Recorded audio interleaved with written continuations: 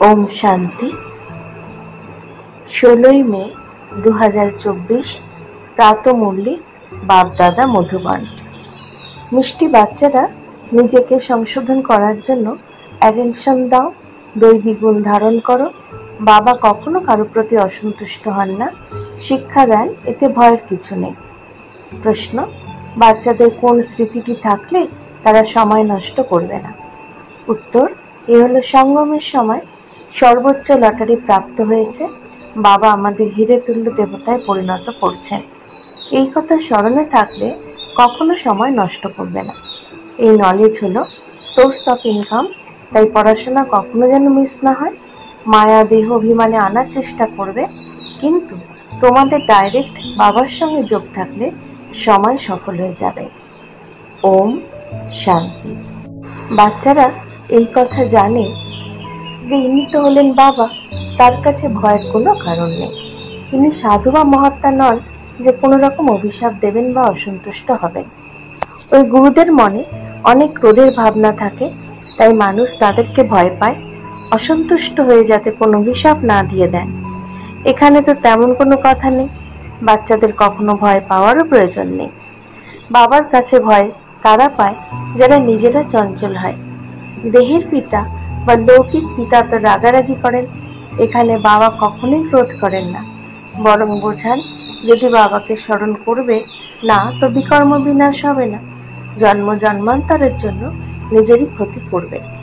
বাবা তো বোঝান ভবিষ্যতে সঠিকভাবে চলার জন্য। এমন নয় এ রাগ করবেন, বাবা তো বোঝাতে থাকেন বাচ্চারা নিজেকে সংশোধন করার জন্য স্মরণের যাত্রার উপরে অ্যাটেনশন দাও। তার সাথে সাথে চক্রকেও বুদ্ধিতে রাখো, দৈবিক গুণ ধারণ করো। স্মরণ হলো মুখ্য, বাকি সৃষ্টি চক্রের নলেজ হলো খুবই সিম্পল, ওটা হলো সোর্স অফ ইনকাম, কিন্তু তার সাথে সাথে দৈবিক গুণও ধারণ করতে হবে। এই সময় রয়েছে সবার আসরিক গুণ। ছোট ছোট বাচ্চাদের মধ্যেও আসরিক গুণ থাকে, কিন্তু তার জন্য তাদের গায়ে হাত তোলা একদম ঠিক নয়, আরো উল্টো শিক্ষা পায়। সেখানে সত্য যুগে কিছু শিখতে হয় না, এখানে তো বাচ্চারা মা বাবার কাছে শেখে। বাবা গরিবদের কথা বলেন, ধনীদের জন্য এখানেই হলো স্বর্গ, তাদের জ্ঞানের প্রয়োজন নেই। এই হলো পড়াশোনা। টিচার চাই যিনি শেখাবেন, ভুল শুধরে দেবেন। সুতরাং বাবা গরিবদের কথা বলছেন, কিরূপ অবস্থা হয়েছে, বাচ্চারা কিভাবে খারাপ হয়। মা বাবাকে সবাই দেখে, তারপরে ছোট বয়সেই সব খারাপ হয়ে যায়। তিনি হলেন আত্মিক পিতা, তিনি বলেন আমিও হলাম দিনের নাথ। আমি বোঝাই, দেখো এই দুনিয়ায় মানুষের কি অবস্থা হয়েছে, তমপ্রধান দুনিয়া হয়েছে। তমপ্রধান হওয়ার কোনো সীমা আছে, তাই না? 1250 বছর তো হলো কলিযুগের, একদিনও কম বেশি হবে না। দুনিয়া যখন সম্পূর্ণ তমপ্রধান হয় তখন বাবাকে আসতে হয়। বাবা বলেন আমি ড্রামার বন্ধনে আবদ্ধ, আমাকে আসতেই হয়। শুরুতে কত গরিব এসেছিল, ধনীরাও এসেছিল, একসঙ্গে বসতো তারা। ধনী ঘরের মেয়েরা কিছু না নিয়ে পালিয়ে এসেছিল, কত ঝামেলা হয়েছিল। ড্রামাতে যা হওয়ার ছিল হয়েছিল, কেউ ভাবেইনি এমন হবে। বাবা নিজের আশ্চর্য অনুভব করতেন, এসব কি হচ্ছে, এর হিস্ট্রি খুবই ওয়ান্ডারফুল, এইসবই ড্রামাতে নির্দিষ্ট আছে। বাবা সবাইকে বলে দিয়েছিলেন চিঠি নিয়ে এসো, আমরা জ্ঞান অমৃত পান করতে যাচ্ছি। তারপরে তাদের স্বামীরা বিদেশ থেকে ফিরে এলো, তারা বলল বীজ দাও। এরা বলতো আমরা জ্ঞান অমৃত পান করেছি, বীজ দেব কিভাবে। এই বিষয়ে একটি গীতও আছে, একেই বলে চরিত্র। শাস্ত্রে যদিও কৃষ্ণের চরিত্র লিখে দিয়েছে, কৃষ্ণের কথা তো হতে পারে না। সুতরাং এইসবই ড্রামাতে পূর্ব নির্দিষ্ট আছে। নাটকে সবই হয়, হাসি কান্না ইত্যাদি ইত্যাদি। এ তো দুই বাবাই বলেন আমরা কিছুই করিনি, এ তো ড্রামার খেলা চলছে। ছোট ছোট বাচ্চারা এসেছিল, এখন তারা বড় হয়েছে। বাচ্চাদের ওয়ান্ডারফুল নাম সন্দেশ নিয়ে আসেন, যে কন্যারা তারা নিয়ে আসে। তার মধ্যে যারা চলে গেল তাদের নাম তো নেই, আবার পুরনো নামই থাকলো, তাই ব্রাহ্মণদের মালা হয় না। তোমাদের কাছে কিছু নেই, প্রথমে মালা জপ করতে তোমরা, এখন তোমরা মালার মুক্ত হও। সেখানে ভক্তি থাকে না, এই সেকেন্ডের জ্ঞান হলো বোঝার জন্য। তাকে বলা হয় জ্ঞানের সাগর। সম্পূর্ণ সমুদ্রের জল দিয়ে কালি সম্পূর্ণ জঙ্গলের কলম তৈরি করলেও পুরো লেখা হবে না, যদিও এই জ্ঞান হলো সেকেন্ডের কথা। অল্পকে জানলে তো বাদশাহী অবশ্যই প্রাপ্ত হওয়া উচিত। সুতরাং সেই অবস্থা প্রাপ্ত করতে, অর্থাৎ পতিত থেকে পবিত্র হতে পরিশ্রম লাগে। বাবা বলেন, নিজেকে আত্মা নিশ্চয় করে আমাকে নিজের অসীমের পিতাকে স্মরণ করো। এতেই পরিশ্রমের প্রয়োজন আছে। সাধনা করানোর জন্য টিচার তো আছেন, কিন্তু কারো ভাগ্যে না থাকলে টিচারই বা কি করবেন? টিচার তো পড়াবেন, এমন তো নয় যে ঘুষ নিয়ে পাশ করাবেন। এই কথা বাচ্চারা বোঝে। বাপদাদা এইখানে দুইজনই একত্রে আছেন। অনেক কন্যাদের চিঠি আসে বাবার নামে। শিব বাবা, কেয়ার অফ প্রজাপিতা ব্রহ্মা। বাবার কাছে বর্ষা, অর্থাৎ স্বর্গের অধিকার প্রাপ্ত করো ব্রহ্মা বাবার দ্বারা। ত্রিমূর্তি যে আছে ব্রহ্মার দ্বারা স্থাপনা করানো হয়। ব্রহ্মাকে ক্রিয়েটার বা সৃষ্টিকর্তা বলা হবে না। অসীমের সৃষ্টিকর্তা একমাত্র তিনি, শিব বাবা। প্রজাপিতা ব্রহ্মাও হলেন অসীম জগতের। প্রজাপিতা ব্রহ্মা আছেন, সুতরাং অনেক প্রজাও থাকবে। সবাই বলে গ্রেট গ্রেট গ্র্যান্ডফাদার। শিব বাবাকে গ্রেট গ্রেট গ্র্যান্ডফাদার বলা হবে না। তিনি হলেন সব আত্মাদের পিতা। যেমন বংশের তালিকা হয়, তাই না? এই হলো অসীমের বংশ তালিকা। অ্যাডাম ও বিবি, অ্যাডাম ও ইভ কাকে বলা হয়? ব্রহ্মা সরস্বতীকে বলা হবে। এবার বংশ তালিকা তো বিশাল হয়ে গেল। সম্পূর্ণ ঝাড় বা বৃক্ষটি এখন জরাজীর্ণ অবস্থা প্রাপ্ত হয়েছে। আবার নতুন চাই, একেই বলা হয় ভ্যারাইটি ধর্মের বৃক্ষ। বিভিন্ন ফিচার্স আছে, একে অপরের সঙ্গে মিল থাকে না। প্রত্যেকের কার্যকলাপের পাঠ ভিন্ন, একে অপরের সঙ্গে মিল নেই। এ হলো গুচ্ছ রহস্য। ক্ষুদ্র বুদ্ধিধারী বুঝতে পারে না, খুব মুশকিল কথা। আমরা আত্মারা সূক্ষ্ম বিন্দু স্বরূপ, পরম পিতা পরমাত্মা হলেন সূক্ষ্ম বিন্দু স্বরূপ। এখানে পাশে এসে বসেন। আত্মা ছোট বড় হয় না। বাপ দাদার একত্রে এই পাঠ খুবই ওয়ান্ডারফুল। বাবা এই রথটি অনুভবে নিয়েছেন। বাবা নিজে বোঝান, এই হলো ভাগ্যশালী রথ। এই গৃহ বা রথে আত্মা বিরাজমান আছে। আমরা এমন বাবাকে ভাড়ায় নিজের ঘর বা রথ দিলে তোমরা কি বুঝতে পারো? তাই এনাকে ভাগ্যশালী রথ বলা হয়, যার মধ্যে বাবা বসে তোমাদের, অর্থাৎ বাচ্চাদের হিরে তুল্য দেবতায় পরিণত করেন। এইসব কথা আগে কি তোমরা বুঝতে পারতে? একেবারে তুচ্ছ বুদ্ধি ছিল। এখন তোমরা বাচ্চারা বুঝেছ, তাই ভালোভাবে পুরুষার্থ করা উচিত। সময় নষ্ট করা উচিত নয়। স্কুলে সময় নষ্ট করলে ফেল হয়ে যাবে। বাবা তোমাদের বিরাট লটারি প্রদান করেন। কেউ রাজার ঘরে জন্ম নিলে বলা হয় লটারি পেয়েছে। কাঙাল থাকলে তাকে কি কোনো লটারি বলা হবে? এই হলো উঁচু লটারি। এতে সময় নষ্ট করা উচিত নয়। বাবা জানেন এ হলো মায়ার বক্সিং। ক্ষণে ক্ষণে মায়া দেহ অভিমানে নিয়ে আসে। তোমাদের হলো বাবার সঙ্গে ডাইরেক্ট যোগ। সম্মুখে বসে আছেন, তাই এখানে রিফ্রেশ হতে আসো ড্রামা অনুযায়ী। বাবা বলেন, আমি তোমাদের বোঝাই সেই সব ধারণ করতে হবে। এই জ্ঞানও তোমরা এখন প্রাপ্ত করো, তারপর প্রায় লুপ্ত হয়ে যায়। অনেক আত্মারাই চলে যায় শান্তি ধামে। তারপরে অর্ধকল্প পরে ভক্তিমার্গ আরম্ভ হয়। অর্ধকল্প তোমরা বেদ, শাস্ত্র ইত্যাদি পড়েছ, ভক্তি করেছ। এখন মুখ্য কথা বোঝানো হয়েছে যে তোমরা বাবাকে স্মরণ করো, তাহলে জন্ম জন্মান্তরের বিকর্ম বিনাশ হবে।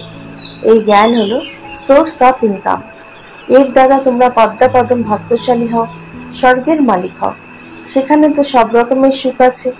বাবা মনে করিয়ে দেন, স্বর্গে তোমাদের অপার সুখ প্রদান করা হয়েছিল। তোমরা বিশ্বের মালিক ছিলে, যা কিছু তোমরা হারিয়েছ। তোমরা রাবণের দাস হয়েছ। রাম ও রাবণের এই হলো ওয়ান্ডারফুল খেলা। এইসব যদিও হবে অনাদি পূর্ব নির্দিষ্ট খেলা। স্বর্গে তোমরা চিরসুস্থ, চিরসম্পন্ন হয়ে থাকো। এখানে মানুষের সুস্থ করার জন্য কত খরচ করা হয়, তাও এক জন্মের জন্য। তোমাদের অর্ধকল্পের জন্য এবার হেলদি করতে কি খরচ হয়? একটা নতুন পয়সাও খরচা হয় না। দেবতারা এবার হেলদি হয়। তোমরা এখানে এসেছো এবার হেলদি হতে।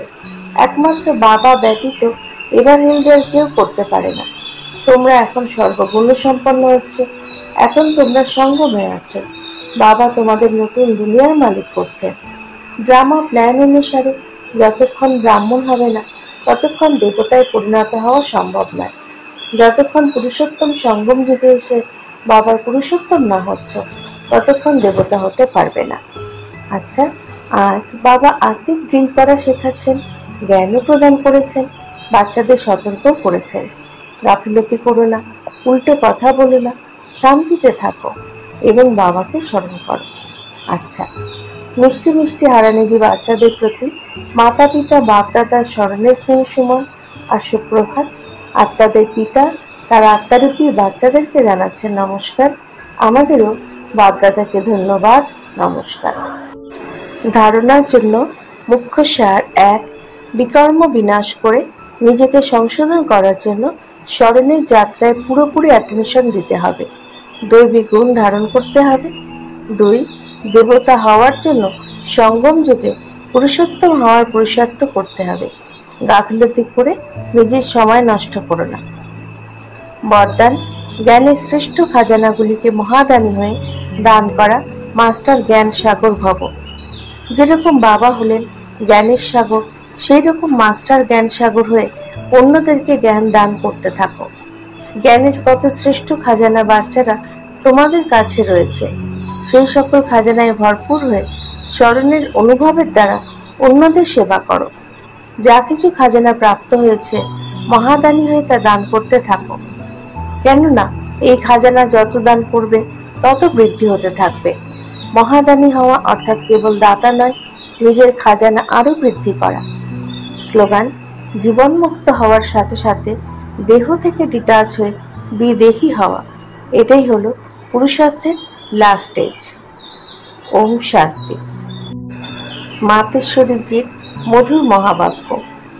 গুপ্ত বেশধারী পরমাত্মার সামনে কন্যা এবং মাতাদের সন্ন্যাস গ্রহণ।